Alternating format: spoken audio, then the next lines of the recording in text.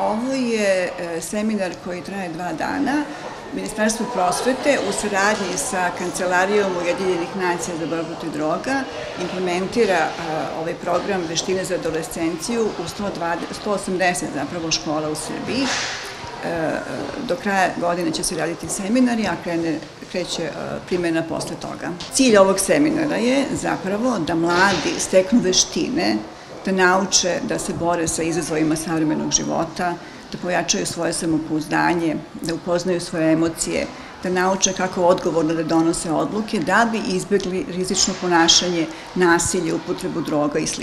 Od veoma velikog značaja je seminar. Kao koordinator cijelog programa Veštine za adolescenciju, kako se obuka i zove, istakla bih da smo veoma ponosni zbog toga što smo odabrani za domaćine kao škola Bratstvo. U pitanju je 180 škola iz cijele zemlje i mi smo baš jedna od njih. Ovaj seminar za mene znači neka nova znanja koja ću moći da implementiram u radu sa adolescentima, s obzirom na to da sam stručni saradnik, tačnije pedagog u jednoj osnovnoj školi, a škole su danas, da kažem, glavni preventivni centri, tako da smatram da ću na ovoj obuci naučiti neke nove mehanizme, neke nove postupke koje ću moći uspešno da primenim u svom radu sa učenicima.